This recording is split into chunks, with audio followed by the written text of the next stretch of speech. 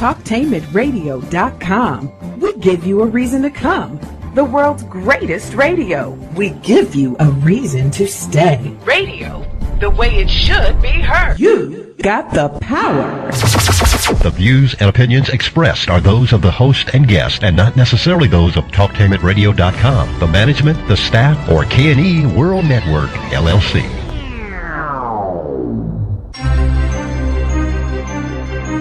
This is The Compensatory Concept with Mr. Neely Fuller, heard exclusively on TalkTainmentRadio.com, the world's greatest radio.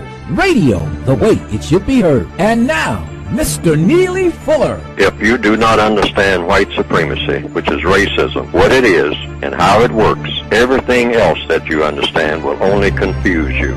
Only confuse you. Only confuse you. Good morning and welcome to TalkTainmentRadio.com. We go where you go on the world's greatest radio, and you are now in touch with the Compensatory Concept with Mr. Neely Fuller. I am your co-host, Mr. Bobby, and this is radio the way it should be heard. We're going to introduce Mr. Fuller to you. For those of you who don't know, he is the author of the United Independent Compensatory Code System Concept. It is a textbook workbook for thought, speech, and or action for victims of racism. You can get in contact with the show by calling 1-877-932-9766, or you can Gmail me at the numeral 7, Mr. Bobby, MRBOBBY, at gmail.com. And we will try to read your emails. We would like for you to keep them short because we're going to revamp the show and have Mr. Fuller speak more so that more of you can get your questions answered and Mr. Fuller can be heard.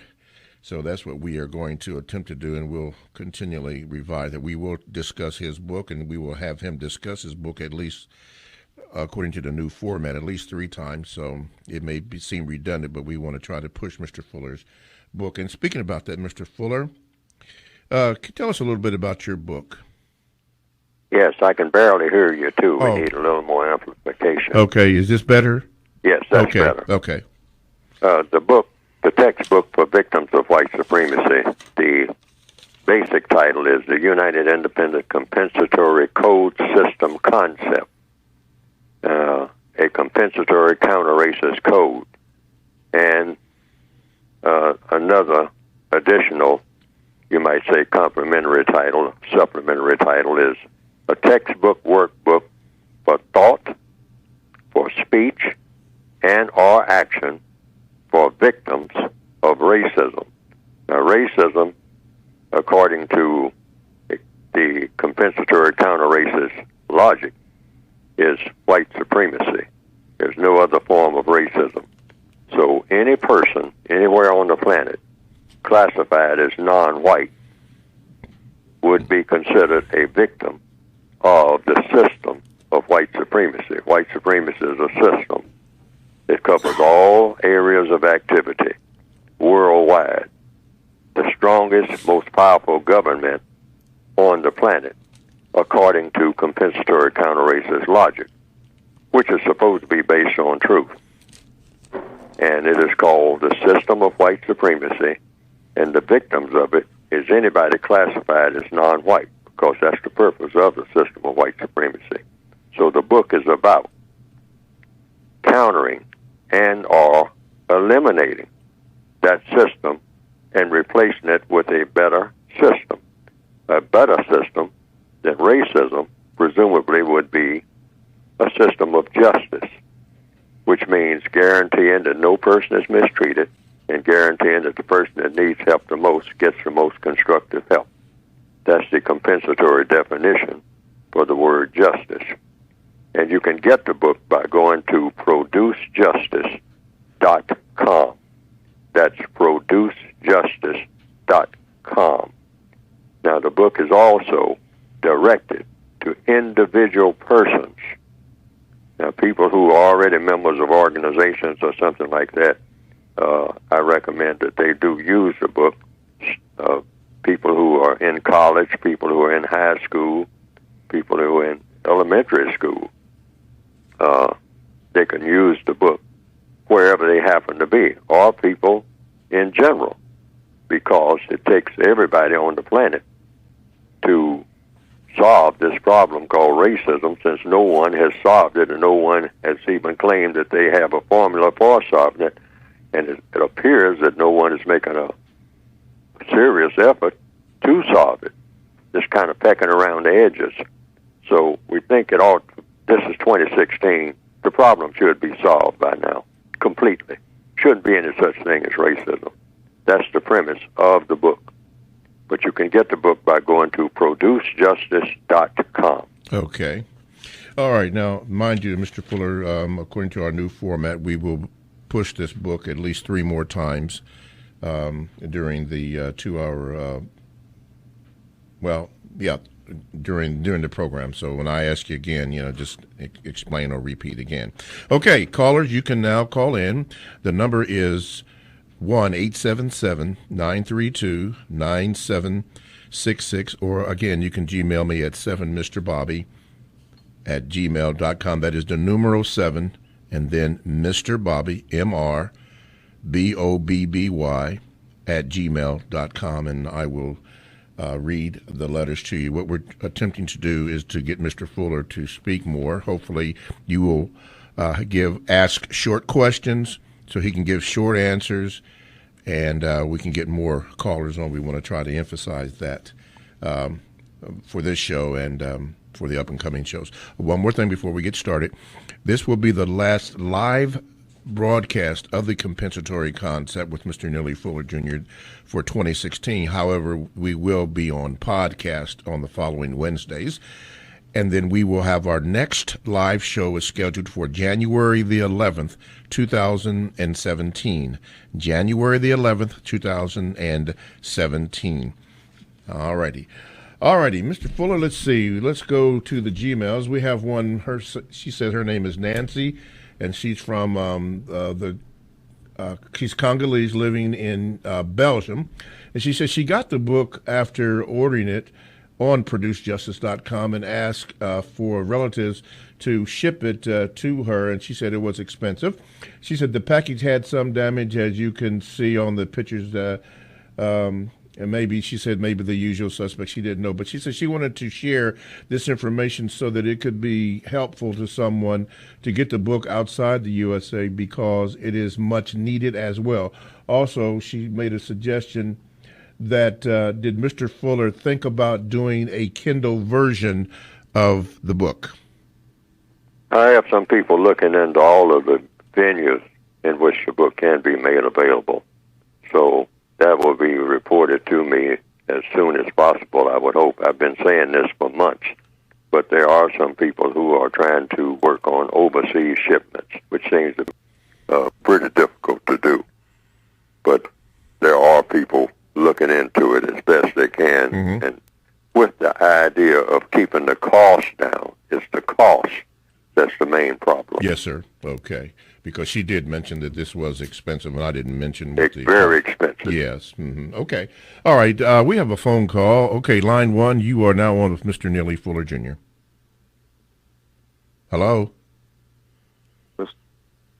Yeah, I can barely hear you. Hello? Yes. Can you hear me? Yeah, I can hear you now. Go ahead. Okay.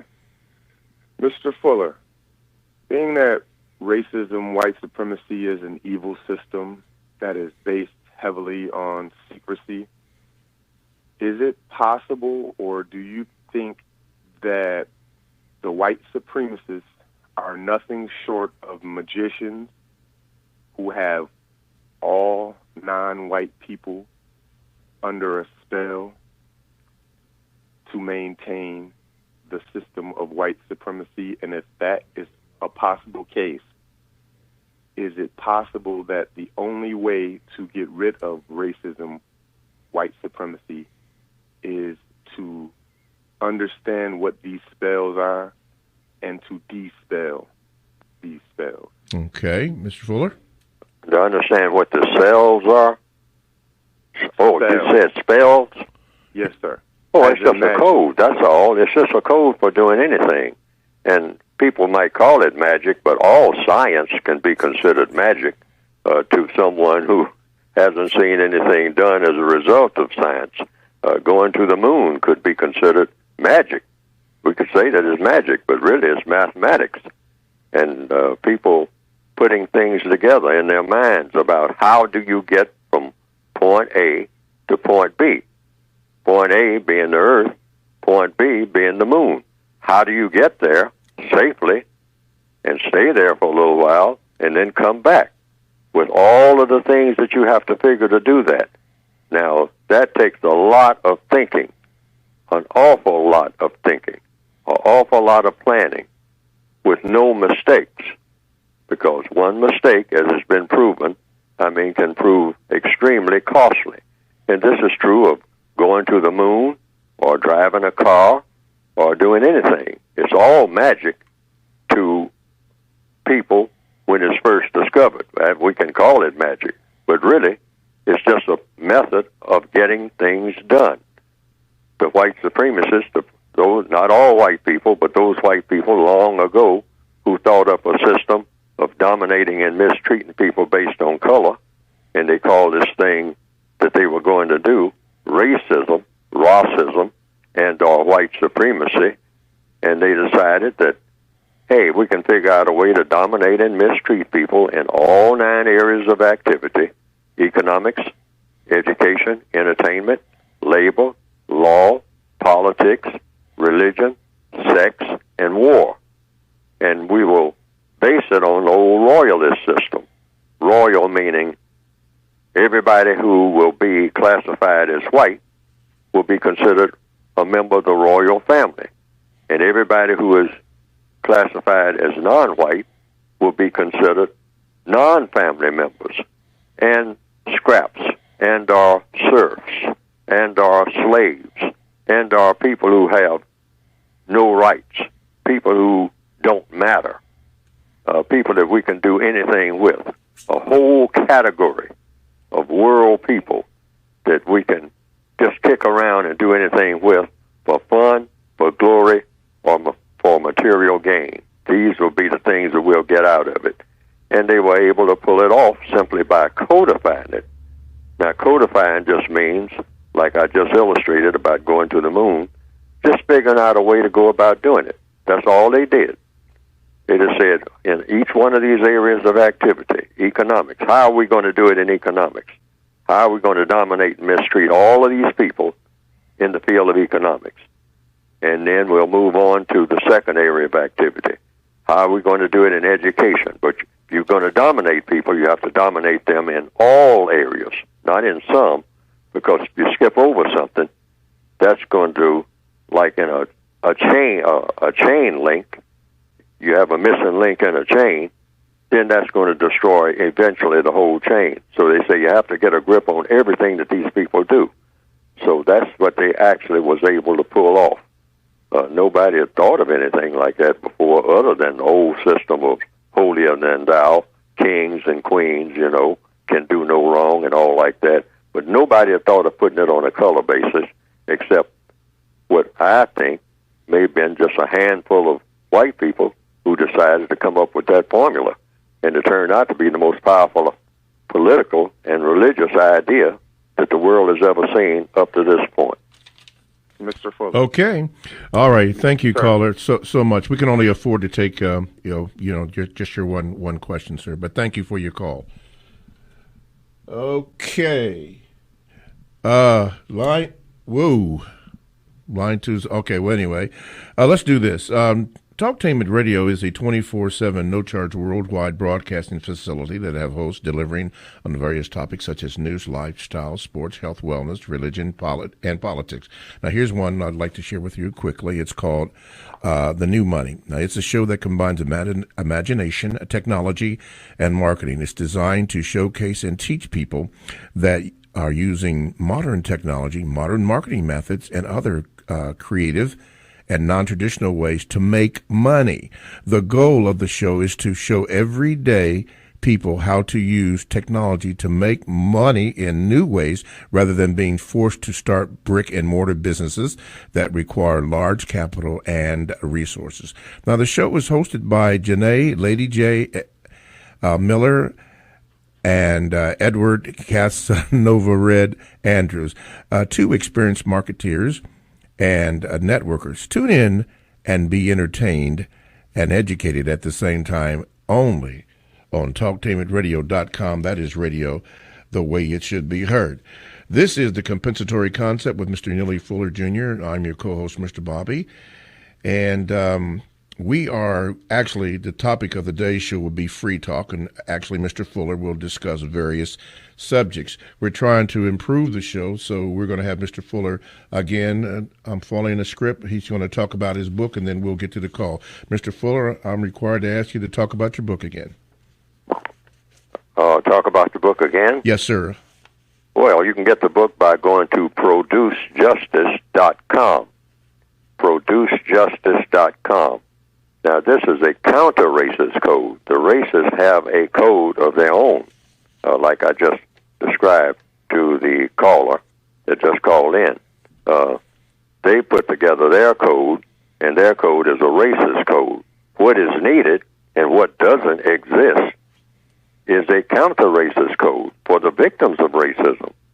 Because if we're going to get rid of racism, you have to have an orchestrated way of going about doing it.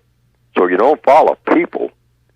One thing, we've been relying on people that we call leaders, and we embody that, trying to fight racism by saying we need more leaders. We need more and more leaders. Well, we have those. Everybody really is supposed to be a leader of him or herself, because that's the way the white supremacists do it. They make a leader of each and every white person who believes in the system of white supremacy. And that takes in millions and millions and millions and millions of people. And they follow what? Not a person. They follow the code that is, you might call it the white code, in every area of activity. And what is a code? A way of getting things done. Yes. A way of thinking, speaking, and acting. Okay. Thought, speech, and action. Thought, speech, and action. You can get the book by going to producejustice.com, okay. The counter-racist code. All righty. Now, I will ask you that, two more times this hour. We're following a new script, so I'm going to probably mess up a little bit, but that's okay. Let's go to the phone lines. Okay. Line number one, you are now on with Mr. Neely Fuller Jr. What is your question? Yes, this is Ross Wadada from San Francisco. My question is, I seem to think that it's a spell.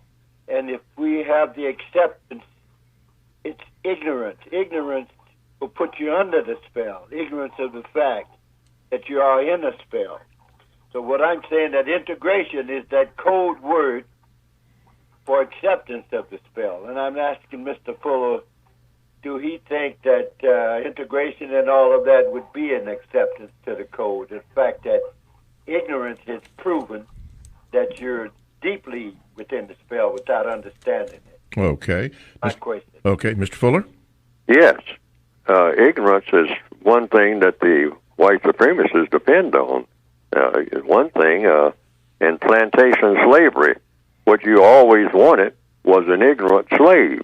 You don't want a slave that's learning anything or even wants to learn anything. One of the first things you teach a person that you want to keep subject to you is to have contempt for learning.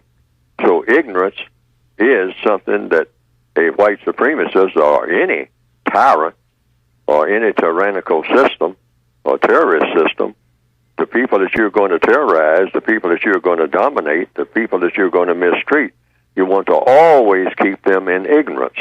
And they have successfully done, to a great degree, that among huge segments of the non-white population of the world, particularly in the Northwestern Hemisphere. They have taught black people, hey, be ignorant, act ignorant, glorify anything that's stupid.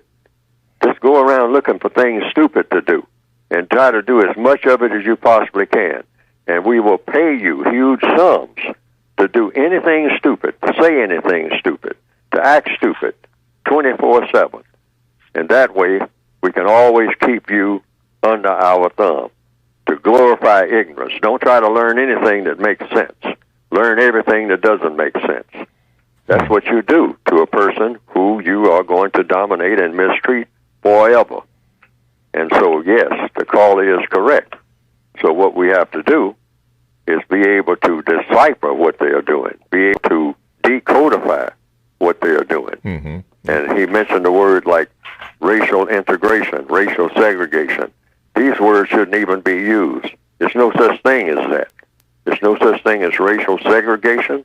There's no such thing as racial integration. They don't have intelligent definitions for these words. They don't really exist. I have this in the word guide that you can get by going to producejustice.com, which is an extension to the basic textbook. I also mention it in the basic textbook. Racial integration, racial segregation. What you have is racism.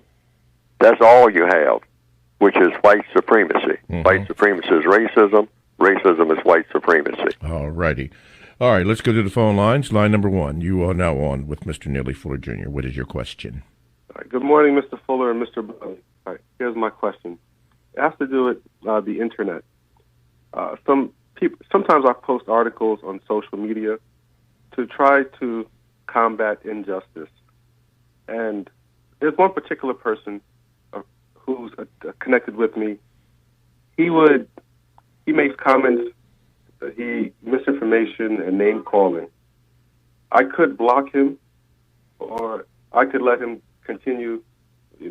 My question is, do I let a suspected white supremacist share his ideas so I could try to convince him, or should I just block him and speak with like-minded folks? Okay, Mr. Fuller? If I understand the question is, if a white person is talking and saying things that happen to promote racism, do you continue to let them talk? Is that the question? Yes. Yes. But you ask questions. That's all you have to do. Stay in the question lane. Questions, something I say on this program all the time, is all problems are solved through the process of questions and answers, regardless of what a person says.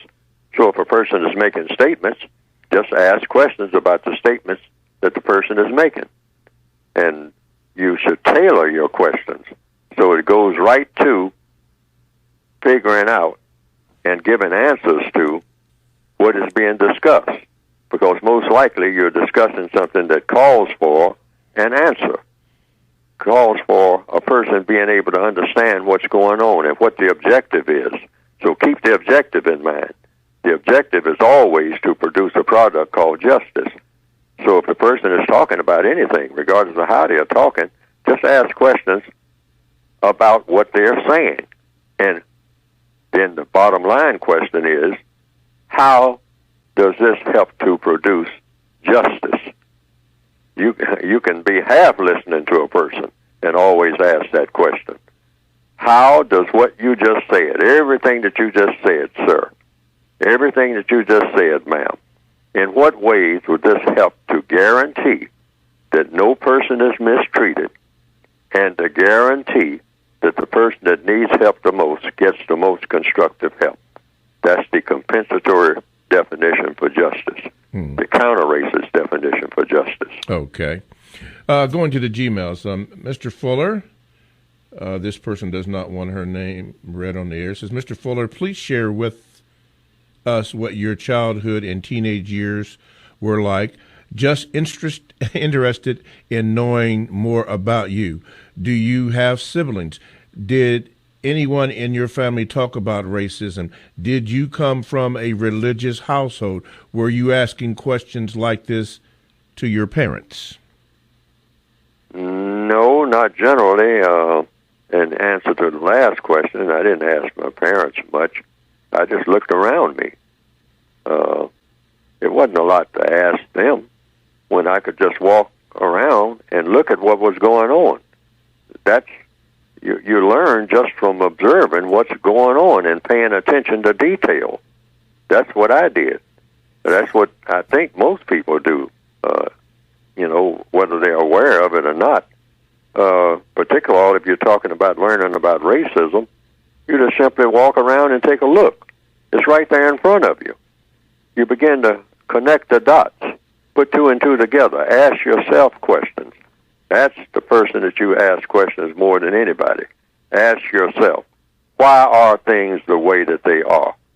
You can ask other people, naturally, and the things that you can't figure out for yourself. But most of it I tried to figure out for myself. And most of it was forced on me.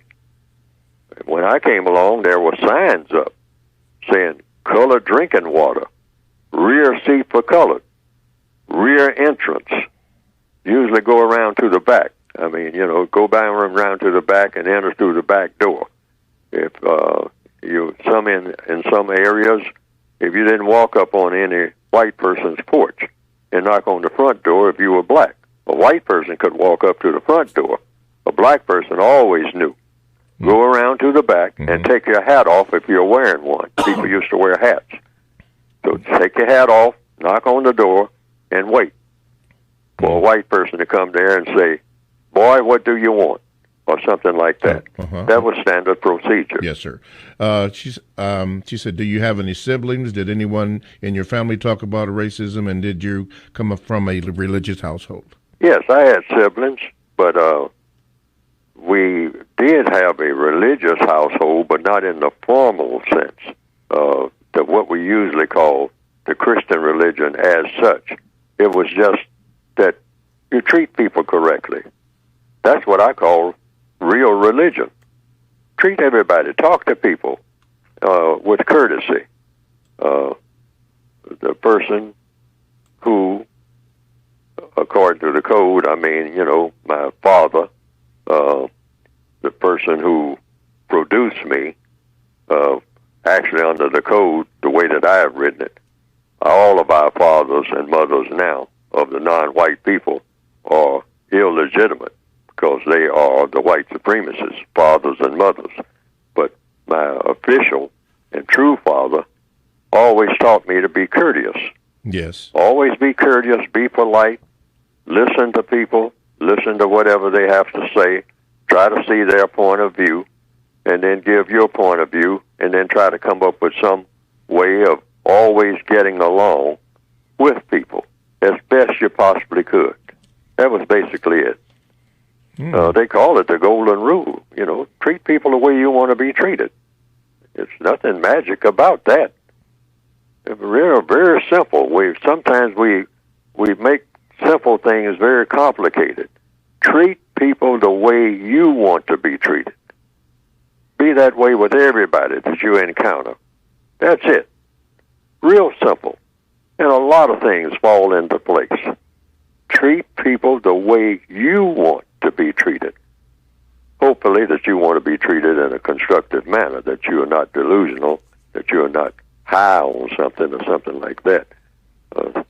Sometimes you will offer somebody something like some cocaine, and because that's the way you want to be treated, you want somebody to offer you some. But that's not constructive. We're not talking about that type of treatment. Yes. Okay. Let's see here. Ed, I think we might be a little early here. But anyway, talktainmentradio.com. We go where you go, and you can check us out on WCRS-FM 98.3 Wednesday and Sunday evenings. Blogs and podcasts are available. And you can download the talktainmentradio.com app to your cell or to your tablet. That's radio the way it should be heard. Stay right there. We're going to have more of your calls, more Gmails, all that and more coming up next on talktainmentradio.com. Talktainmentradio.com. We go where you go, and you can download the talktainmentradio.com app to your cell or to your tablet. That's radio the way it should be heard. This is Mr. Bobby, the co-host on The Compensatory Concept with Mr. Neely Fuller Jr., and our topic today is really free talk, which is simply Mr. Fuller will talk about any subject that you would like to speak on, answer your questions, and answer your Gmails. We're just simply going to call it free talk. And remember that This is our last live show for 2016, but we will we will broadcast again live on January the 11th, 2017. Now, on those Wednesdays leading up to that, there will be podcast of previous shows, so you can still get your compensatory concept fix. You can get that on. And there are several times when that show is on. But anyway, our next live show after today will be January the 11th, 2017. Now, if you'd like to get in contact with today's show, you can by calling 1-877-932-9766. Please be sure to make your questions short so that Mr. Fuller can answer your questions. And same way with the Gmails. At 7, Mr. Bobby, the numero 7, then Mr. Bobby, MR, at gmail.com, and I will try to get them as quickly as I can. But we want to put the emphasis on the call, so please make them short, and so that Mr. Fuller can answer your calls. See here, I'm required to ask Mr. Fuller to speak about the book again, Mr. Fuller. So could you please speak about the book and also the compensatory word guide? Well, the basic book, like I said, is for victims of white supremacy, called a compensatory counter-racist code, and it's addressed to individual persons, the individual victims. I wrote the book because I saw a vacuum there that we usually talked about solving the race problem through quote-unquote organizations or having leaders of organizations to tell everybody else what to do and what not to do, and in the form of persons. And we'd just follow that leader. And that leader would be the spokesperson for all of the black people, maybe a committee of leaders. And, black people would, as far back as I can remember, always said, well, where are our leaders? We need some new leaders. We need more leaders. Or I don't like the leaders that we have.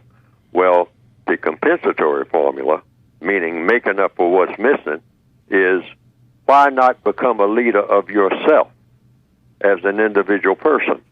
Become a leader of yourself. Each individual victim of racism becomes a leader of him or herself. Meaning what? Meaning know what to say and what to do wherever you happen to be, which is what a physical leader would be telling you to do anyway. What do you do when you are alone, when you are not around anybody else, and you have to make decisions on your own? Can you make decisions on your own and make them have the most constructive effect, the most constructive result for you each and every time without fail? So that's what the book that I have written is designed to help a person to do. I hope that it does. No one has ever solved a race problem, but actually I wrote the book with that in mind. If you empower each and every individual victim of white supremacy with knowing what to think, how to think, rather, and what to say and what to do in all areas of activity, this system called white supremacy will collapse. Oh. I mean, overnight collapse when each individual non-white person who is a victim of racism, and the assumption is all non-white people in the system of white supremacy are victims, whether they realize it or not. But the book is designed to help the individual person, to empower the individual person, and that it won't be a long, drawn-out process of trying to get rid of racism. Racism will collapse almost instantaneously if you get a quantum number of people who follow a counter-racist code. All right. That's the assumption. Yes, you sir. can get the book by going to producejustice.com. Okay. We will ask you that one more time at the 55-minute mark. Going to the Gmails, this is from Brother Jermaine. He says, Mr. Fuller, I thank you for the code. I'm learning to limit my interaction with people when there is not a constructive objective. I have found myself in less arguments or disagreements since I've started leaving events early or not attending at all. When I take a look, many people have unresolved family issues and don't discuss them until everyone is sitting around drinking. Thanks for helping me eliminate some confusion in my life. This come from Brother Jermaine. He wanted to share that with you. You're helping him out there. Okay, let's see here. Let's see. 1-877-932-9766 is the number that you could call if you'd like to get in contact with the show.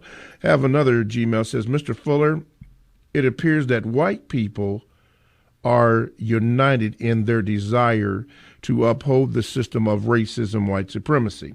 It doesn't matter their religious beliefs, political or social status. They are united on the system of white supremacy. What does it mean to unite? Please expound and share your thoughts on the importance of uniting on the principles and ideas. Yes, they unite on the basis of the principle of white supremacy. They don't unite with each other. That's what black people have to learn. Black people have this thing of when we say unity, what do we really mean by unity? Well, black people got to unite. We got to stick together. This is the term, the slang term that is usually used. Black people got to stick together. What do you mean stick together?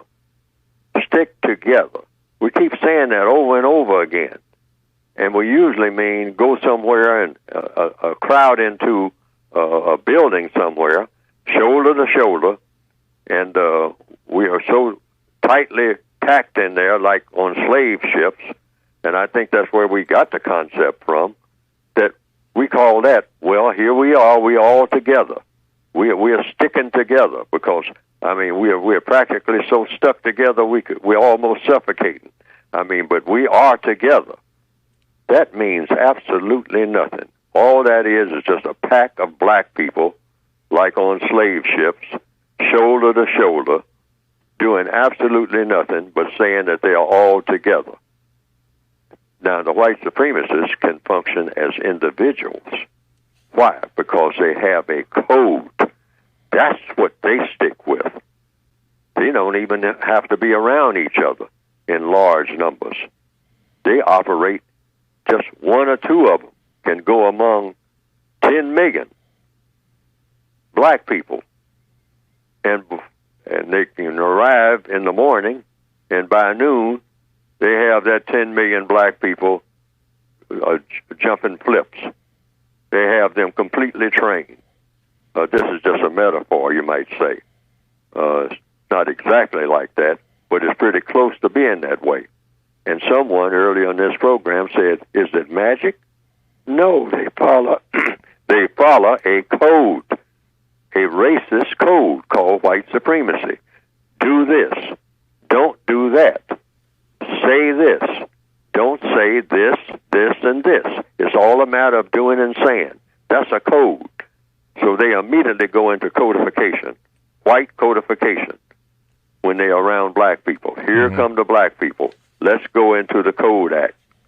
Let's go to the code. What does the code say you do when you encounter these people? All of the do's and don'ts, very well orchestrated. And whether they're what you might call together, they're really not together with each other. You know, they fight each other really about a lot of things. But they are together when it comes to the white code. They follow the white code. They don't follow each other. Black people don't understand that type of thinking. We're so used to someone verbally, I mean, on a personal level. We like to operate on a personal level. And everything is personal about how we feel. And this is why nothing ever gets done, because we go according to feelings. The white supremacists don't go according to feelings. They go according to what works and what doesn't work. Either something works or it doesn't work. They are scientific. They are mathematical. With them, like they say in The Godfather, it ain't personal, it's business. It's business, yes, sir. Okay. This is TalkTainmentRadio.com. You're listening to The Compensatory Concept with Mr. Neely Fuller Jr. I am your co-host, Mr. Bobby. And if you would like to get in contact with the show, you may do so by calling 1-877-932-9766, or you can Gmail me at 7mrbobby@gmail.com. That is the numeral 7, Mr. Bobby, MRBOBBY, at gmail.com, and I will try to get to your Gmails as quickly as possible. Let's see here. Let's do this one. Okay. This comes from Aaron. He says this, Mr. Fuller, there are many, many instances where police are called by a black person to assist another black person having a mental breakdown. Even though this person needs to go to the hospital, the police will come and kill them. Should we not call the police and try to figure it out on our own? Well, it depends on the circumstances. Sometimes that's the only recourse you have. That's why we need to get rid of the system of white supremacy. It drives black people insane. We're all insane people, every last one of us. Why? Because we are in an insane system. When you're in an insane system, the result of being in an insane system is insanity on the part of everybody who is in the system, either as a practitioner of the system or a victim of the system that is being practiced. So the system of white supremacy is an insane system of doing business. That's why we need a system of justice to replace it. So all we're doing is just the best that we can. We're prisoners of war. The war is still going on, and all of the black people have been captured already. They're not in the process of being captured. So in that prison system, some of the prisoners go further into insanity because we're in an insane system. So when your cellmate goes insane, you call the guards who run the system. You don't have any recourse. If you try to do anything yourself, that's going to be held against you. You do the best you can to talk to your cellmate. Your cellmate is going off on account of, what we call going off. They're becoming into more acute insanity. It's almost intolerable to stay in there with them. And this is the analogy that I'm making, a cellmate. And so you shake the bars and say, guards. Things are getting out of hand in here. My cellmate, he's throwing things and whatnot, and I can't stand it any longer. And so you call them. And yes, they come in, and they may talk to your cellmate. That's their choice, because they are, after all, what? In charge. You're not in charge. We're helpless there. Mm-hmm. So therefore, you just stand by and look, and they may decide to kill your cellmate, even though the person is just acting out. The person may have even calmed down by the time they get there. But they decide because they were inconvenienced by coming, we're not coming here anymore. Yes, sir. So we're going to kill him. Bang, bang. End of story. That's what you have to put up with in the system of white supremacy. Yes, sir. Otherwise, why get rid of the system of white supremacy if everything was rosy? Mm-hmm. Going to our Gmails, Mr. Fuller, one of the people that Gmailed me sent me a post of or a tweet of what's going on. It's called The Fight for Western Civilization. And it is supposedly by David Duke. I'm pretty sure that you know who that is. But what is interesting about it, it says this: if you do not understand Jewish supremacy, what it is and how it works, everything you know will only confuse you. Does that sound familiar to you, Mr. Fuller? You say, who said this? Supposedly David Duke said that in the copy of this book, The Fight for Western Civilization. I was sent this by one of our loyal listeners. He said, "Can you believe that the white supremacists are taking Mr. Fuller's work and using it for their own purposes?" I haven't heard that, and I haven't seen that. Yeah, but that is in both of my books, and it has been. Yes. And it has been right from the beginning. If you do not understand white supremacy, what it is, and how it works, everything else that you understand will confuse you. Now, I am not surprised at all. Okay. Because if a person is a white supremacist, and I'm not singling anybody out, because I'm not permitted to do that according to the code, yes, sir, unless a person says that he is a white supremacist or she is a white supremacist. I cannot call any white person a white supremacist unless they say that they are. Why? Because I have no way of proving it. That's not compensatory logic. That's not counter-racist logic. But that's the type of thing that a racist would do. Yes. Oh, yes. Racists study people who are trying to counter racism, study them in fine detail, and they will pick out things that they can use against the person, or use, just for their own means. They gather knowledge of all kinds and understand it, and they use anything that will work. Yes. Racists are very scientific and very, very adamant about doing what works. Yes, sir. They won't do anything that won't work. Yes, sir. They'll run an experiment and see if it works. And if it doesn't work, they throw it away, which is something non-white people have to learn to do. Yes, sir. To very quickly get rid of something that doesn't work. Well, and always try to do something that does work. It appears, because I haven't and I will not buy a copy of this publication, but if this is true, it appears that whoever wrote this, and this person is mentioning that David Duke is supposedly the one that has said this, he has replaced white supremacy with Jewish supremacy. What it is, and if you don't understand it, what it is and how it works, it would only confuse you. It appears that that this person who did this is not standing by their work. They're using your work to promote their cause.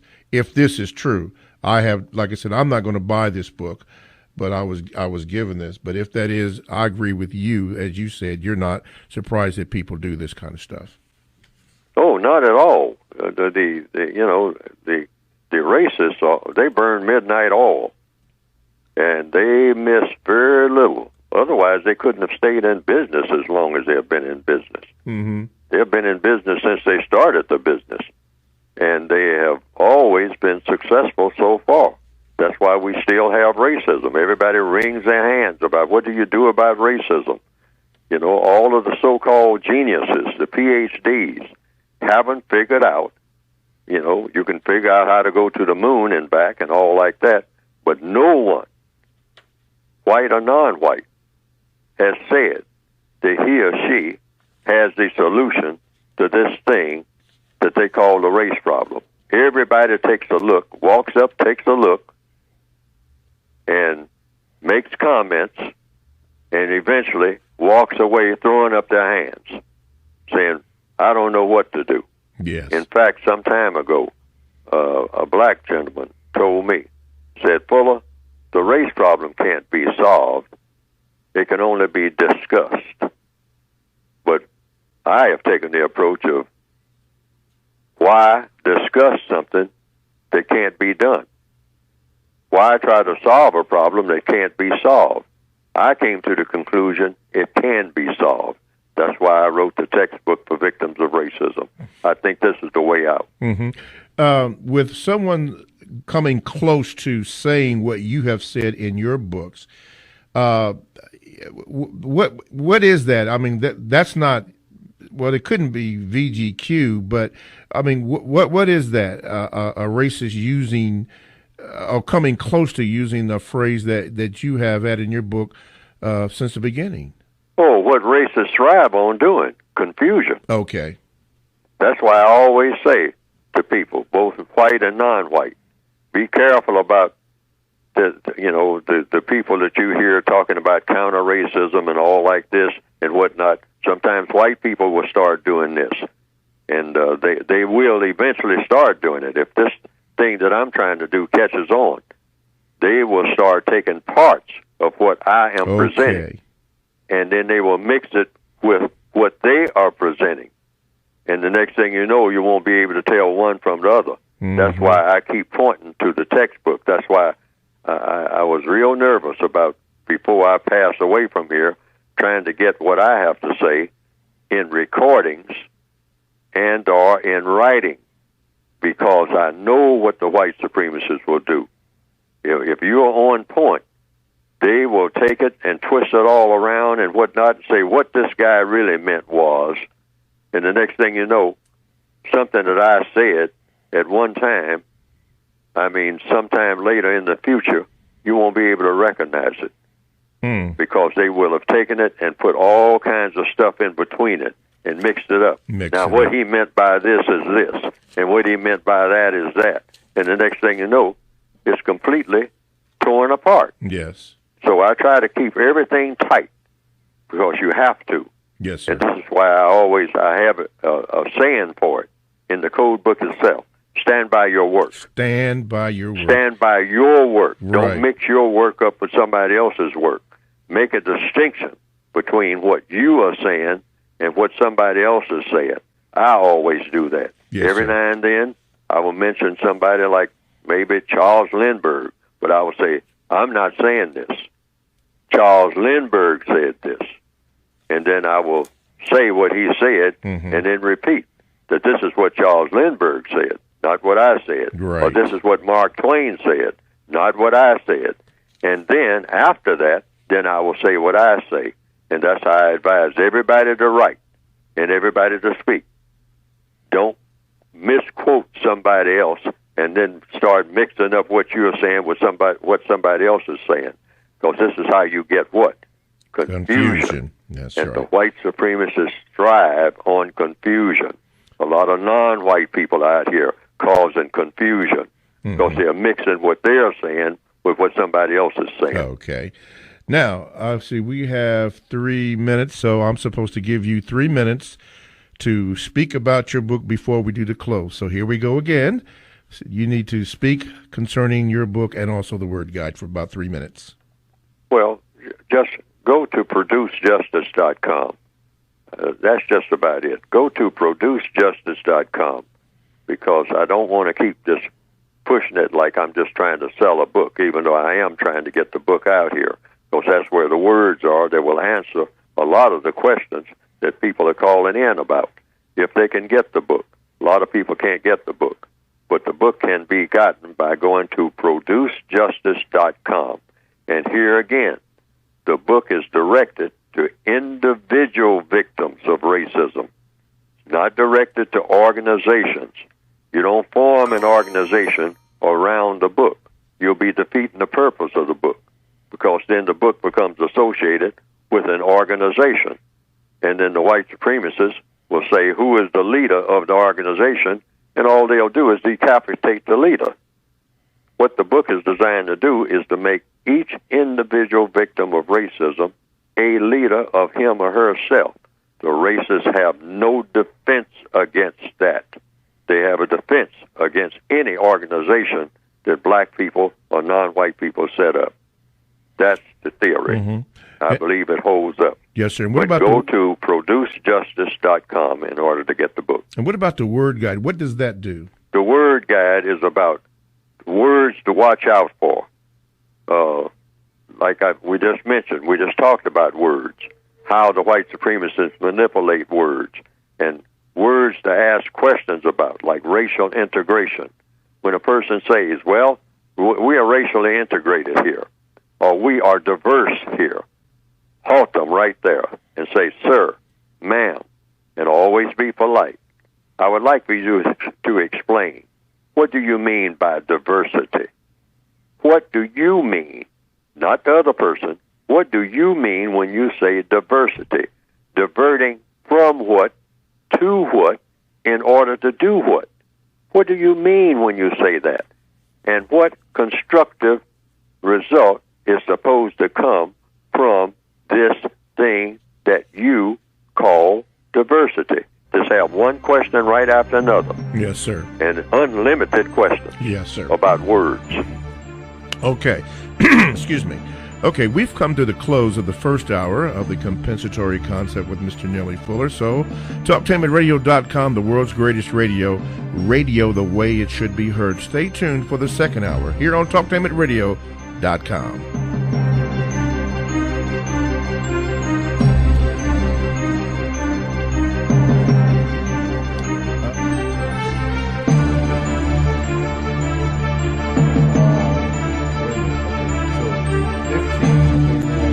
Thanks for listening to The Compensatory Concept with Mr. Neely Fuller, heard exclusively on TalkTainmentRadio.com, the world's greatest radio. The most important question in all racial matters is why. One should always ask it. Radio, the way it should be heard. You got the power. The world's greatest radio. TalkTainmentRadio.com. Talktainment Radio, worldwide sound. I'll take your suggestion. TalkTainmentRadio.com. Okay. We give you a reason to come. The world's greatest radio. We give you a reason to stay. Radio, the way it should be heard. You got the power. The views and opinions expressed are those of the host and guest and not necessarily those of TalkTainmentRadio.com, the management, the staff, or K&E World Network, LLC.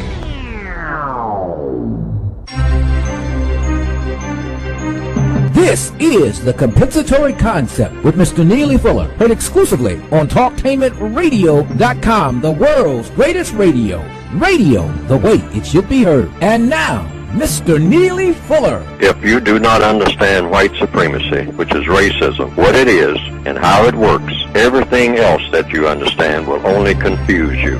Only confuse you. Only confuse you.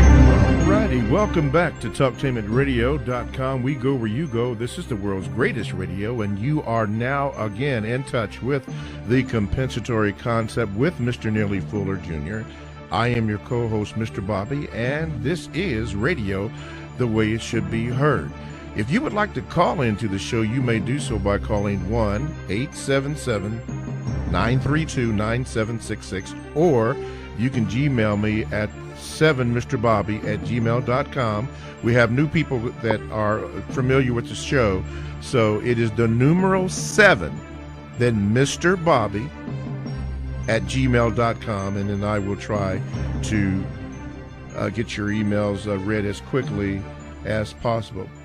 We have Mr. Neely Fuller on the line. He's been discussing various topics, and that's going to be the title of our show today, Free Talk, which he will answer your questions either by phone or by Gmail. So tune up and get ready to call in. All righty, let's do this. Let's go to the Gmails right here. This comes from Fred, Mr. Fuller. He says, Mr. Fuller, you are correct when you say that we are programmed for disaster. I notice many black males are looking to rob, steal, and many black females are looking for their next hairdo, tattoo, or piercing without a clue on counter racism. I'm not a participant in either one. Tattooing or piercing can lead to hepatitis C, which kills more people than AIDS virus, and robbing and stealing can lead to greater confinement and even death based on logic. Please, Mr. Fuller, break down why shouldn't we be in relationships with many or marry someone who aren't somewhat interested in counter racism, being that all 9 areas of people activity resolves around racism, white supremacy. Then thanks for the wisdom. I didn't quite understand that question. Okay, let me read it again. He says, please break down why shouldn't we be in relationships with or marry someone who aren't somewhat interested in counter racism, being that all 9 areas of people activity resolve around racism, white supremacy? Oh, well, anybody that you associate with closely should be interested in the things that you're interested in, or you're interested in things that they're interested in. It's called compatibility. And so you try to do your best that whomever you associate with is doing or interested in doing something of constructive value. Now, it might not be that the person is interested in doing something about racism, but you always, under any circumstance, anywhere on the planet, want to be involved with people who are doing something constructive, or who are thinking about doing something constructive, or planning on doing something constructive, trying to do the best that they can to do something will have a constructive effect. Now, any non-white person in the system of white supremacy, or in any system for that matter, and that would apply to any person really, who is trying to do something constructive, you're automatically working against racism. Because if you're doing it in all 9 areas, it means that what you're doing is going to have a constructive effect. The white supremacists do not want non-white people to do anything that has a constructive effect. They want us to always be in a destructive mode, or just doing something which is absolutely silly and or stupid, which will be non-constructive, but it is not constructive. So it's either destructive or non-constructive. And so don't do anything that is constructive if you're non-white. Mm-hmm. And so that is the idea, that all of your associates should be people who are trying to do something of constructive value, or who are, planning on doing something of constructive value. Most likely we can't do very many things that are of constructive value. The white supremacists won't let us. Mm-hmm. But we do the best that we can. Yes, sir. So all of our interactions with all people, white or non-white, the criteria is you ask this question. Here again, we'll go to questions again. Sir, ma'am, friend, neighbor, kinfolks, is this going to produce a constructive result? This thing that you're talking about doing. And if it's going to be constructive, how is it going to be constructive? Mm-hmm. Like I said, there are 4 things. What do you want to do? Why do you want to do it? How do you plan to do it? And what do you expect the constructive result to be?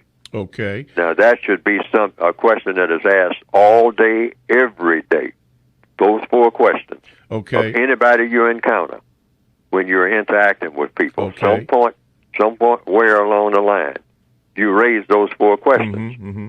And the answers should take care of everything. Okay. So when he mentioned this robbing and stealing by the black males, and then for the black females looking for their next hairdo, or tattoo, or piercing, so you're saying ask those 4 questions. Yes. If a person says, I'm a pierce my nose, I'm going down here to this shop where they're going to pierce my nose so I can put a ring in my nose. Okay. What do you want to do? Well, I want to go down and get my nose pierced. Why do you want to do it? See? Yes. These 4 questions, they apply to every situation.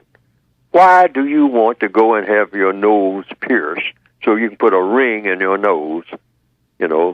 They used to put rings in the noses of cows, Yes. And the reason they did that is for what? So that they could always lead that cow around, all right, pulling them by the nose. That's what that ring was for. Yes, sir. See what I mean? So why do you want to get a ring in your nose? For what? See what I mean? Mm-hmm. And that's the second question. And how do you plan to do it? That's the third question. Yes, sir. Of course, you plan to do it by going to a shop where somebody can help you do it. And then the 4th question, what do you expect the constructive result to be? Now you got this ring in your nose. Now what do you expect the constructive result to be? I mean, did you put it in there to attract attention? Attention to what? Attention to your nose? Why do you want somebody looking at your nose? What is it that's so unique about your nose that you want to attract attention to your nose. You should ask yourself these questions. Figure out why you do what you do. Because sometimes people look at what you do, depending on what you're doing, new hairdo, new tattoo, why are you doing these things? Yes, sir. In order to attract attention. Attract attention, and then once you get the attention, once you get the attention of another person, what are you going to do with that attention? And why did you use this means to get that attention? Yes, Could sir. you have used something better to get the attention of another person if you want to attract attention? Yes, sir. Okay. Let's go to the phone lines. Line number 1. What is your question for Mr. Fuller, please? Brother, I don't have a question for Mr. Fuller, but I would like to make a comment, if I may. Go ahead. It's been said America society is a madhouse whose wardens are the political officials and the police, just like Mr. Fuller was saying. Another thing was said. America is the only nation in history which has gone directly from barbarism to degeneration without the usual interval of civilization. So America has never been civilized. Now, I agree with Mr. Fuller about us being prisoners of war. That's why I suggest to some of these prisoners trying to escape out of this prison. That do not mean that you will escape white supremacy, but you might be able to escape somewhere to live your life out, or your grandchild, or your young children. Now, I do not see the race issue being solved for a number of reasons. One of them is there's no government trying to solve the race problem. There are individuals or some organizations trying to address it, but there's no power broker with this mission as an agenda, such as the government. And when you don't have that type of power, then that government will always come and divert you, kill you, or lock you up. Now, my last point is this. It was also said many, many moons ago that it is privilege that caused evil in the world. Not men, privilege. Not racism, privilege. So these people who have privilege over people, they have always came and killed them. And race wasn't even an issue.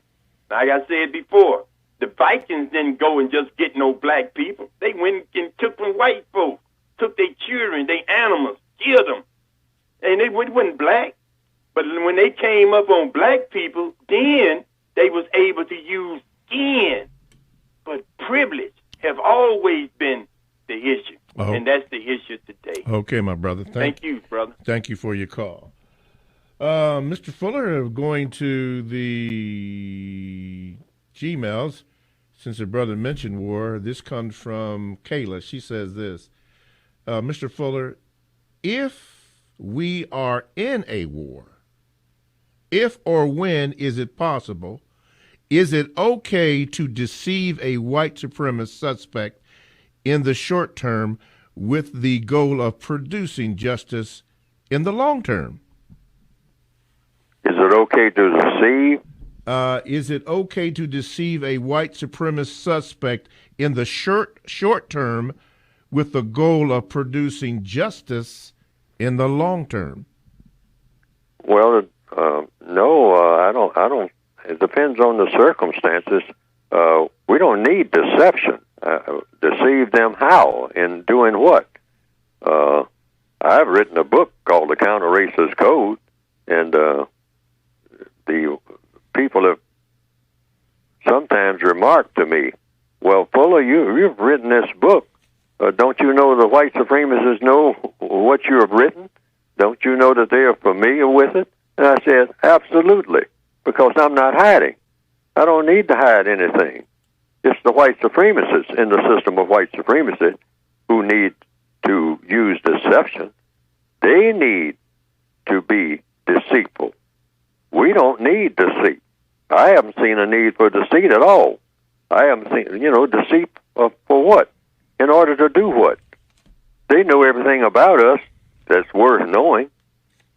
The conquerors of people, the prison masters, always know their prisoners better than their prisoners know themselves.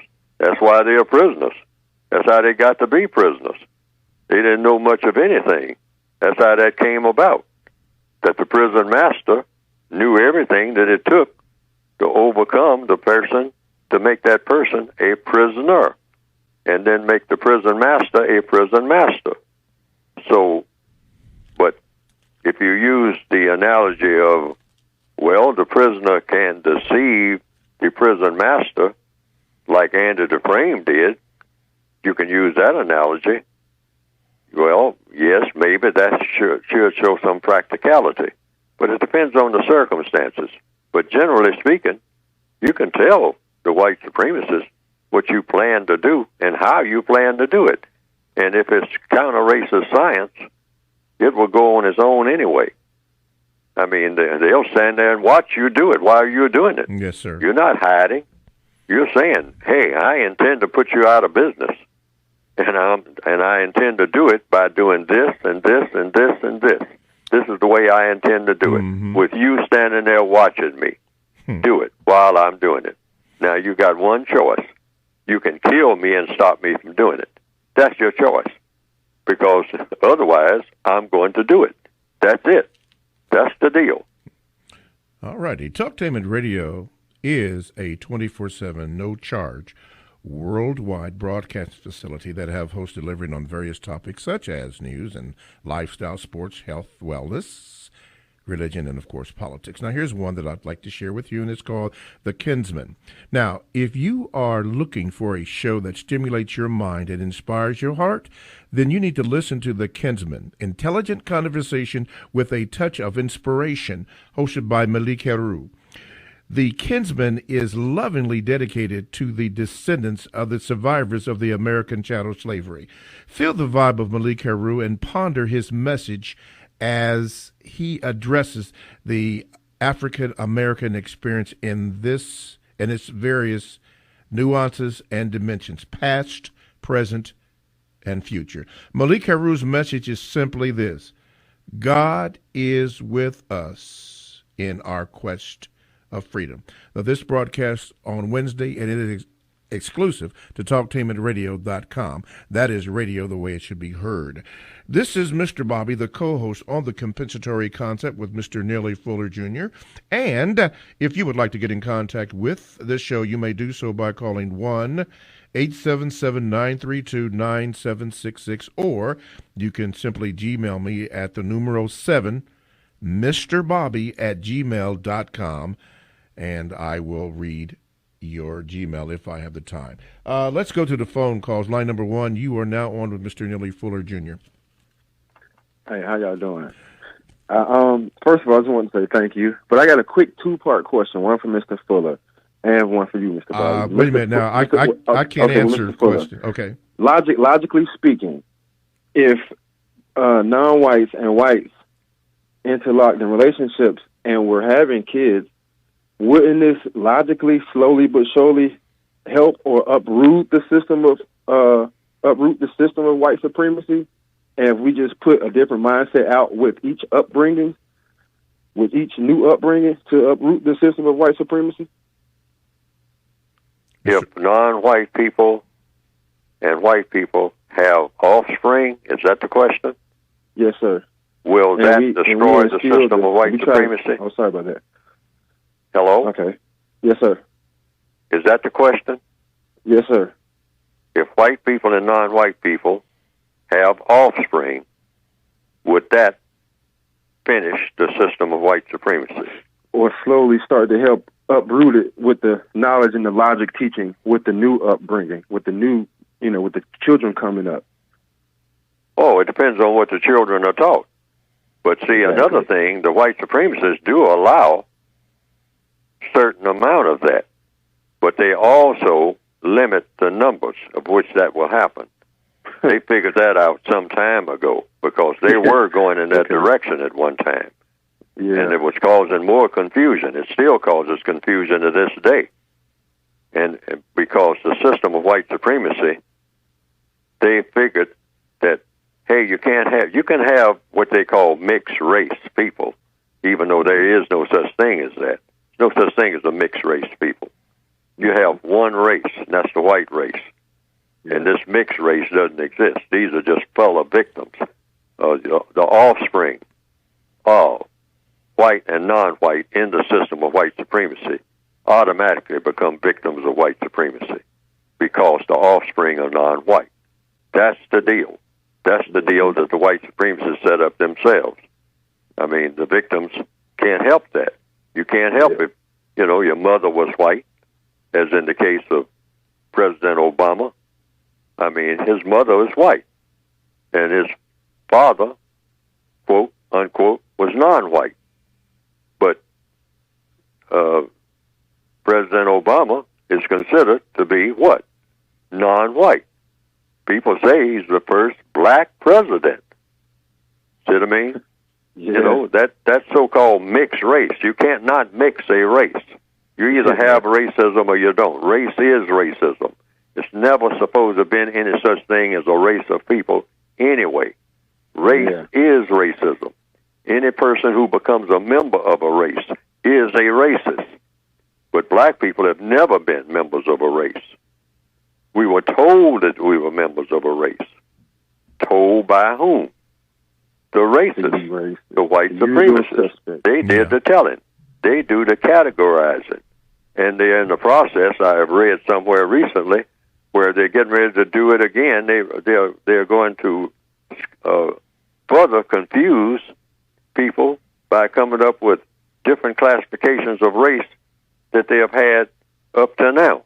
They have 21 classifications now. And I understand that in the next census of the Northwestern Hemisphere, I don't know how many classifications they're going to have, but they're going to change the classifications again. And people haven't changed that much. Yeah. So what are these changes for? Because here's what you will have. I am almost sure. I don't like to make predictions, but I think that whatever the classifications are, white will always be at the top. And all of the non-white categories will be all scrambled. And what you will have is what? As a result, more confusion. Yeah. So this mixture, what you call mixture of white with non-white in the system of white supremacy has, up to now, caused nothing but greater confusion. That's been the result of it. And so in answer to the question, that's what you get, more confusion. You don't get a solution, you get more confusion. And my brother, if you want to contact me, just contact me with a Gmail, and then I'll be happy to take your question off air. All right. Okay. Thank you, my brother. Man. Yes, sir. You got it. Have a good one, Mr. Yes, brother. Appreciate it. Okay. 1-877-932-9766 is the number that you can call to get in contact with me, or you can Gmail me at 7mrbobby@gmail.com. Let's see. Since he went there, Mr. Fuller, the next question ironically came up, and it says this: question for Mr. Fuller on marriage. It says here, are there any logical and correct reasons for victims of racism to get married?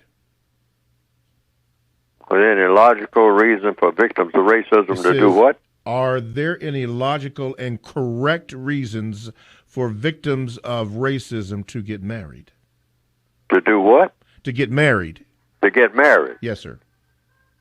Well, yes, for convenience and for some type of clarity, some type of orchestration, but we're still prisoners of war. It's like you marry your cellmate. See what I mean? That's the way that works. But you are still limited in what you can do. But there are some things that might be of some benefit. And it depends on what the warden says. The warden says, well, if you are, quote, unquote, married, I'll give you more food than you usually get as individuals. I'll give you a little more and a little added bedding in there. I might even paint your cell for you and all like that, kind of help you along. And they determine what the benefits are going to be. The white supremacists. Here again, we are all prisoners of war. So, yes, it might be convenient, and then it might not be. It might be for you to just say what we call single. It depends on what you expect to get out of it.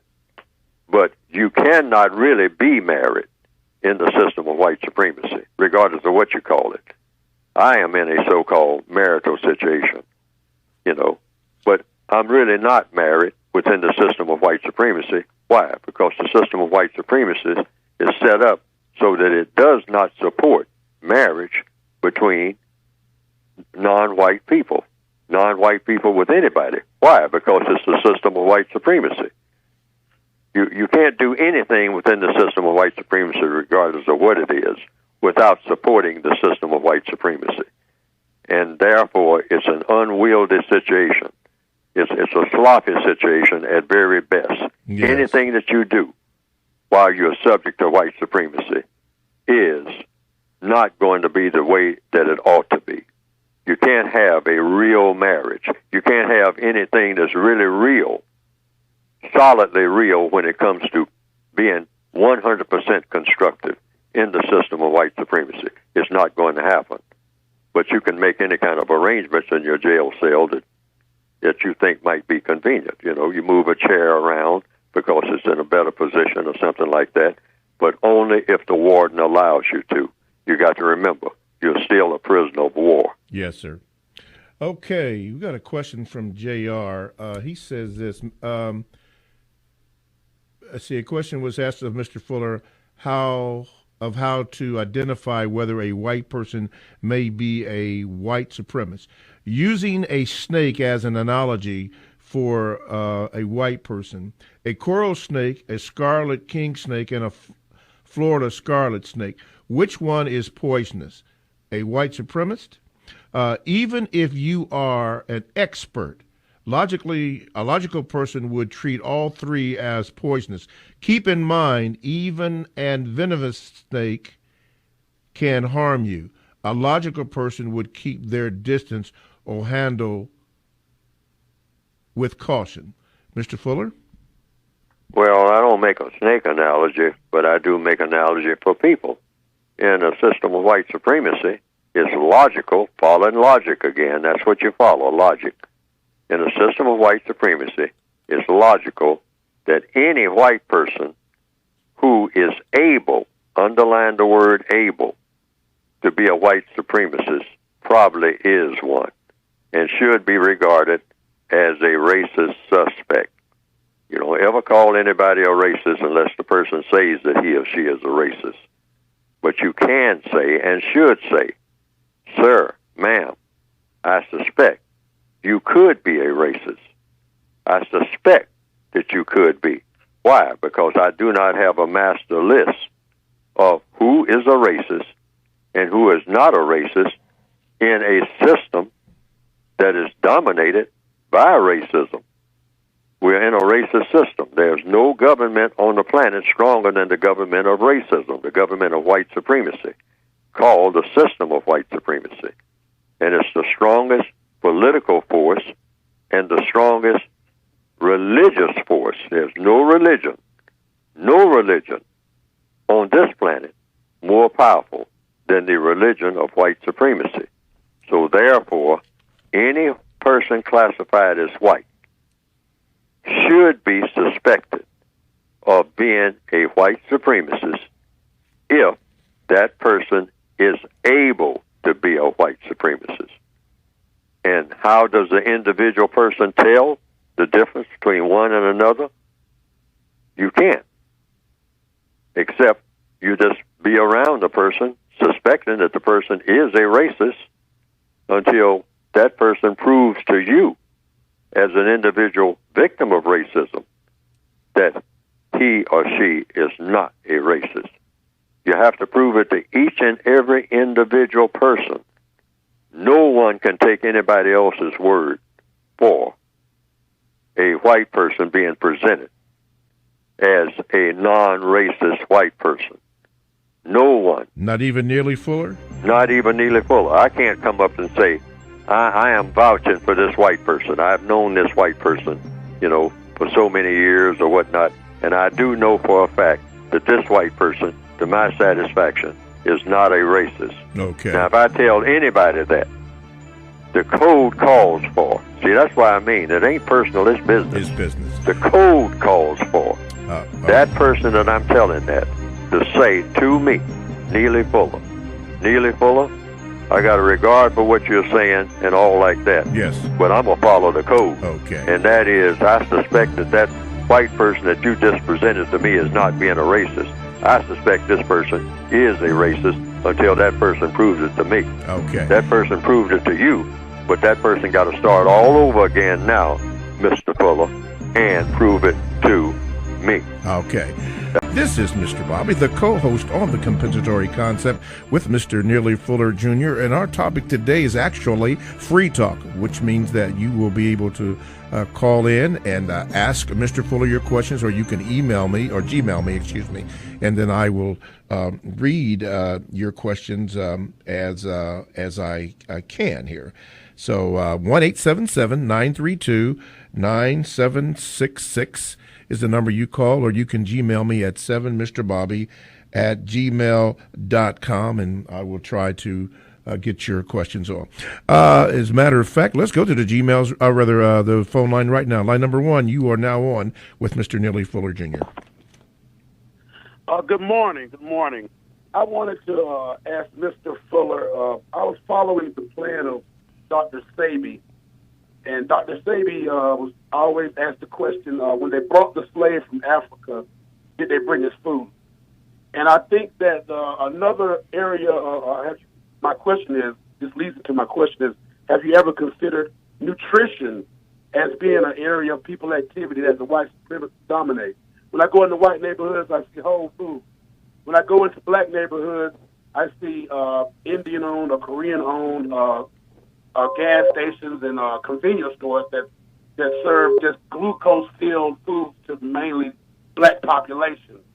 And so I wanted to ask you, do you think that nutrition is a way that the white supremacists cause confusion in non-white people? And do you consider ever adding another area of people that are, because I know it's compensatory, so I know, but that answers the question right there. Okay, all right, thank you. Mr. Fuller? Well, if I understand the question here again, everything that the white supremacists do is to give strength to the system of white supremacy, no matter how they go about doing it. And that would come under, in the 9 areas of activity, economics, the use of time and energy. So we're talking about energy here. How much constructive energy are you giving to non-white people through the use of what we call food? So the white supremacists naturally poison the foods. They give a lot of poisonous, what we call food, plastic food, artificial food, to non-white peoples, and say that it's nutritious.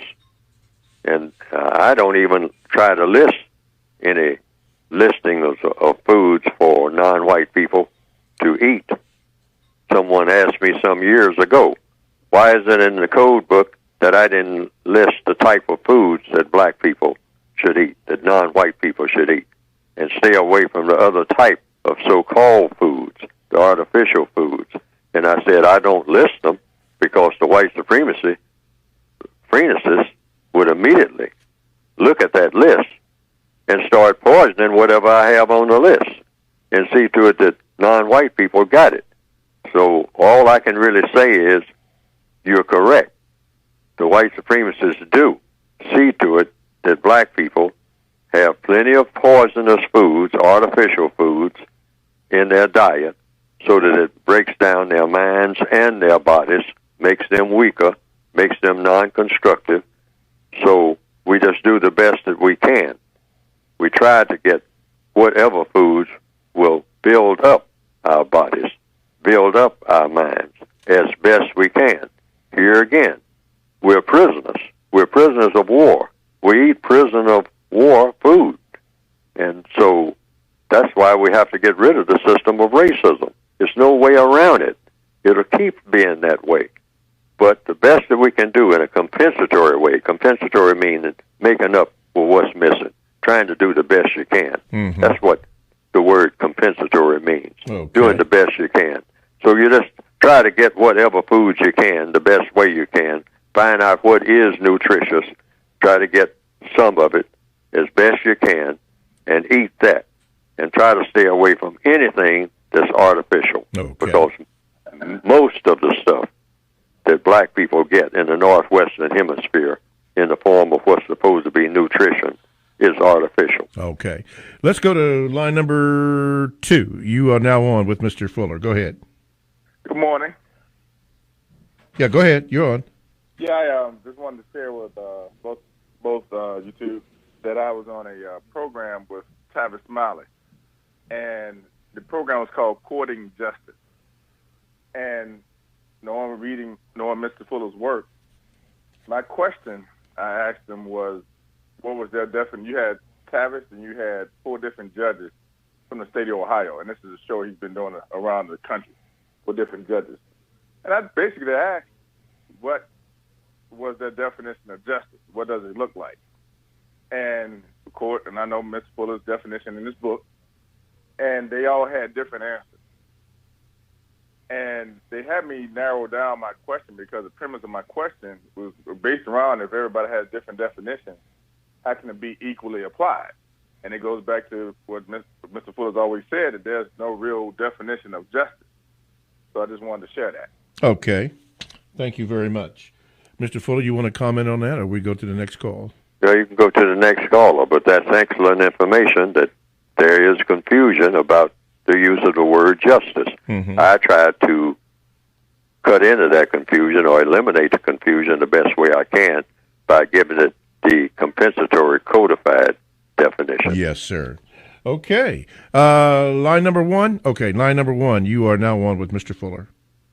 All right, how you doing? I just wanted to give Mr. Fuller's input on my assessment of how I think a good grasp of white supremacy started from way back. Now, if I can invent something as powerful and as strong as a gun and cannon, now when we land somewhere, wouldn't this be fairly easy to not only subdue people, but also colonize our entire wherever we land by having this bit of technology? Why have they always had this foot up on technology? But when the gun was made, I really think a lot of power and a lot of things were established, and I just wanted to get his input on that. Okay.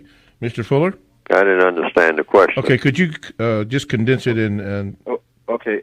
How much power do you think the gun started in the whole conquerization and white supremacy takeover? Oh, you said gunpowder? The gun. Oh, the gun. Power. Oh, yes. Oh, yes. I mean, this is why the white supremacists, more than anybody, worship guns. Oh, they are gun worshipers. I mean, that first person that got that bamboo stick and put some powder in it and whatnot and found out that they could put a rock on one end or whatever they did and, and put fire on the other end and cause that rock to go flying out of that bamboo stick and hit something and kill it. And they said, wow, now let's see if I can modify this. And boy, did they ever. Yeah. I mean, everything from so-called Big Bertha in World War I, I mean, a huge cannon on a railroad, or a car, on a railroad track. I mean, the recoil on it was so great that they had to have it so that they could roll backwards on the track once it fired. And then they pull it up forward again and fire again, and it rolled backwards again. I understood that's the way it worked. It was so huge and could fire a cannon shell, I mean, that would do a lot of damage. So the white supremacists, yes, guns, guns, guns, guns, and that they control the guns. They worship guns. They say, don't take my gun away from me, because when I can't get people to do what I want done, by talking to them, by fooling them, by deceiving them, then I have to have something to back up a second act for what I'm trying to do. And that's dominate and mistreat people. And I got to have more power than they have when it comes to that. Yes. Okay. Let's go to the Gmails. This is from Mr. Lawson. He says this: Good morning, Mr. Fuller. Could you explain the difference between name calling and this system of white supremacy? I ask this question because I listen to people who label comments such as being called a nigger as being racist. In my opinion, the whites who practice racism do not waste time with name calling. They are too busy implementing and refining. I view the name callers as ones who want to be accepted by white supremacists. This includes people of color, such as the black Wisconsin sheriff who uses such tactics. Mr. Fuller? Oh, well, victims of racism are victims of racism. And it doesn't make any difference what victims of racism, including myself, say about anything to a white supremacist unless it's effective against white supremacy. So it doesn't make any difference what Neely Fuller says or what a black sheriff says or what words he uses. If it's not harming the system of white supremacy, they don't care. The warden of a prison doesn't care what the prisoner says behind the bars. Mm-hmm. I mean, the prisoner can be so-called disrespectful or arrogant or militant or anything like that, but the prisoner is still a prisoner. So it doesn't matter what the prisoner says unless it starts taking effect in the operations of the prison. And that's the only time they pay attention. They don't care what any victim of racism says about anything. I mean, we're nobody until we become effective against the system of racism. Right. That's the only time they pay attention. Mm-hmm. The words don't mean anything to them. TalkTameAtRadio.com. We go where you go, and you can download the TalkTameAtRadio.com app to your cell or to your tablet. That's radio the way it should be heard. This is Mr. Bobby. I am the co-host on The Compensatory Concept with Mr. Neely Fuller, and our topic today really has been free talk, which absolutely gives you the opportunity to discuss any subject that you would like to have Mr. Fuller address or speak to. You can call by calling 1-877-932-9766, or you can Gmail me at the numero 7, Mr. Bobby, MR, at gmail.com.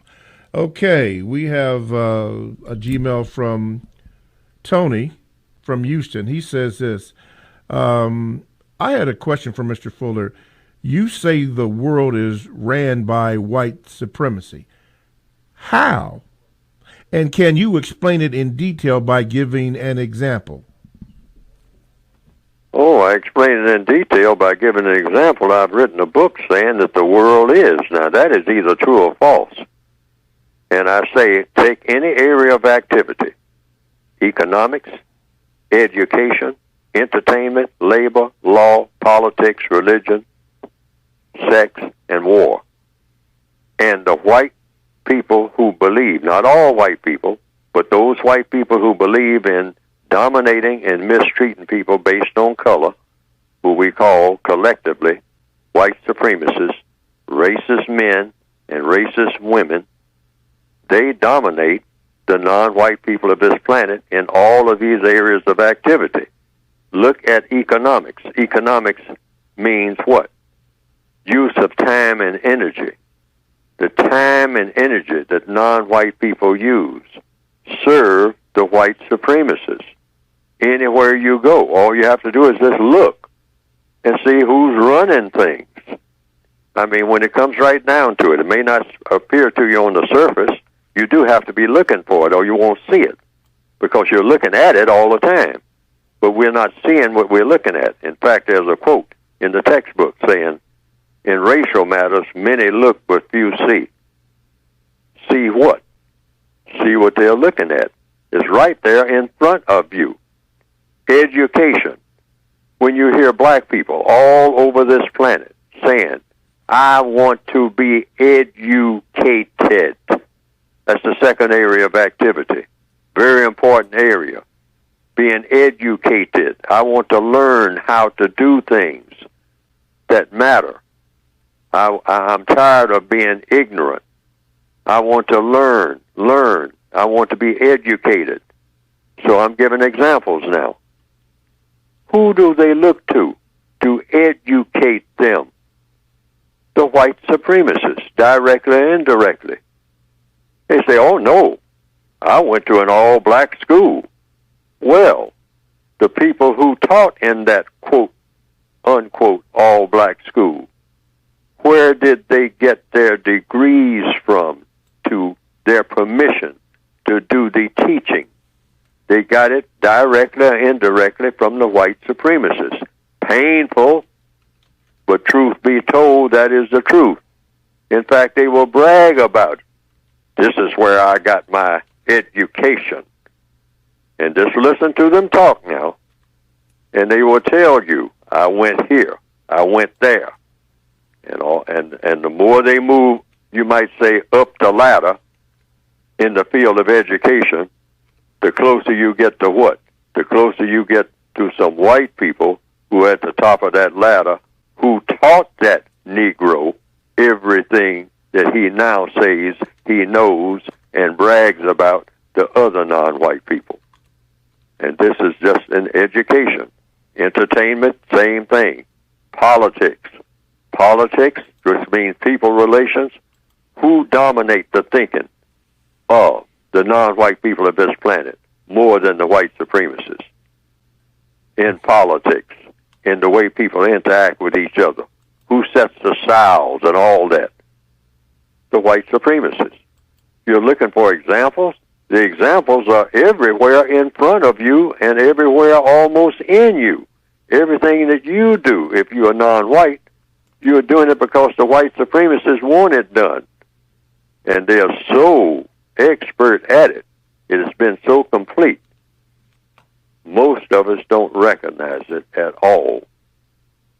Just like the fish that is in water. Mm-hmm. If you're born in the ocean, you're not aware that you're in the ocean. But the ocean is where you are. If you're born in prison, you're not aware of the prison as a prison. Why? Because you were born in the prison. So you don't see the prison as being a prison until somebody tells you you're in prison. There's a greater world out there other than these walls, but you don't know anything about it, so you think that you're in what they call the greater world, but you're not. And yes, that is our plight. That is our plight.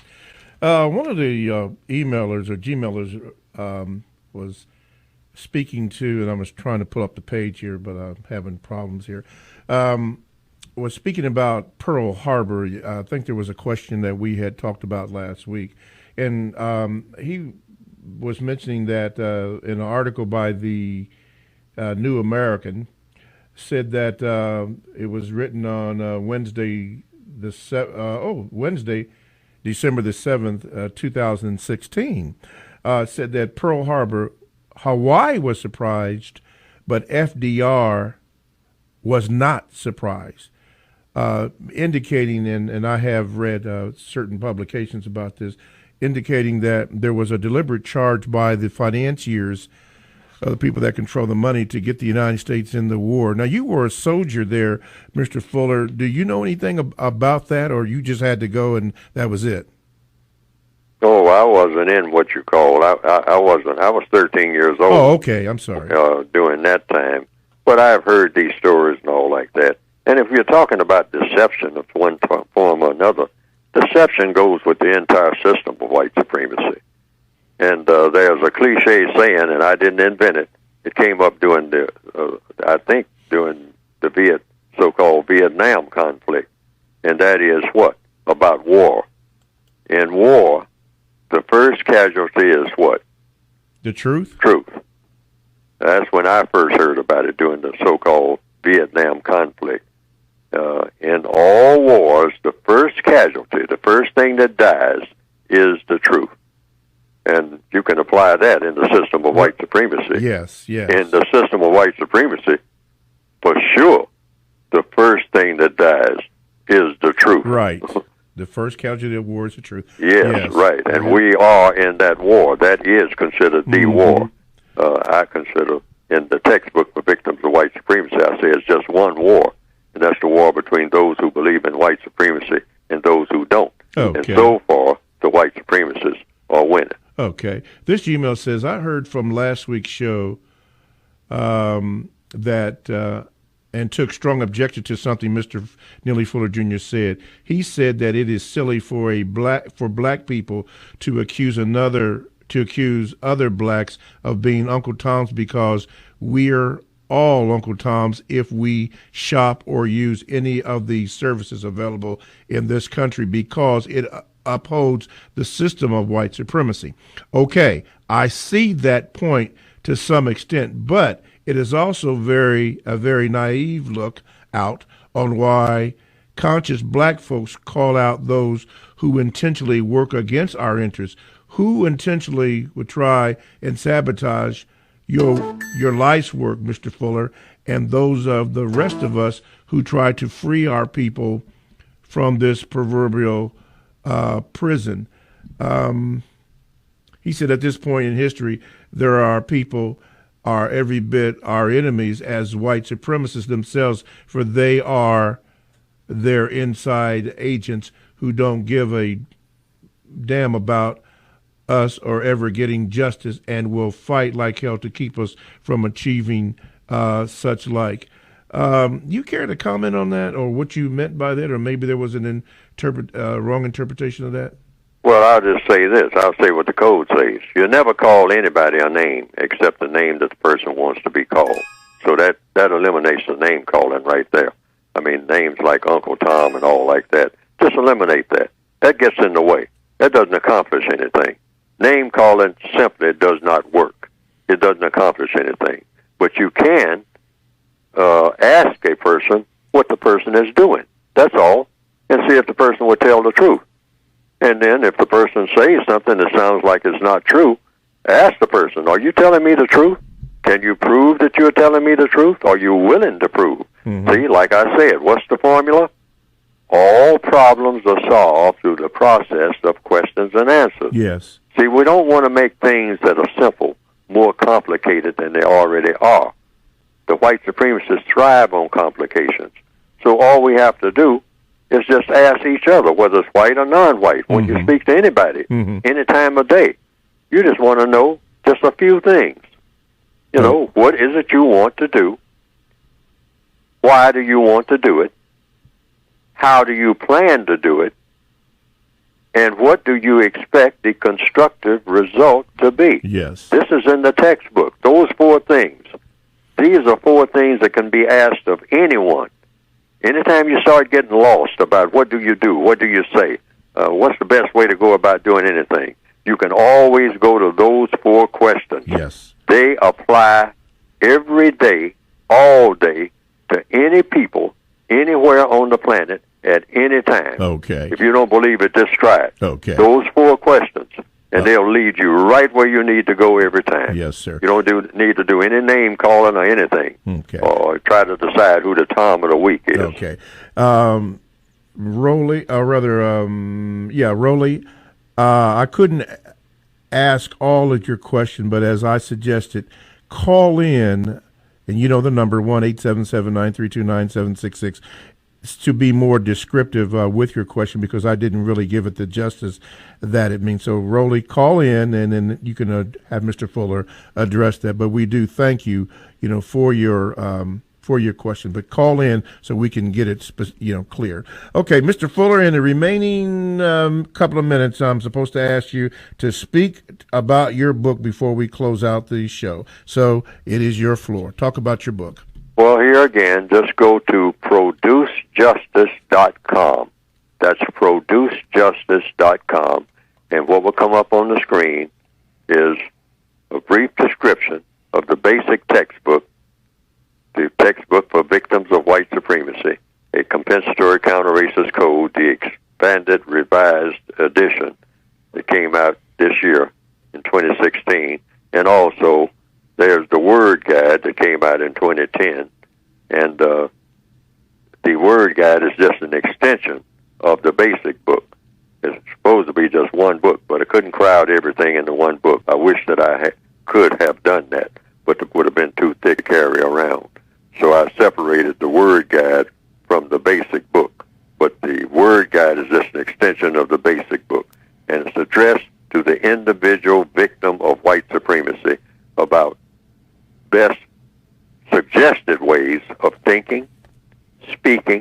and acting in a way that will help you as an individual person to, you might say, maneuver your way each and every day through this thing called racism and all of the fallout that comes from that.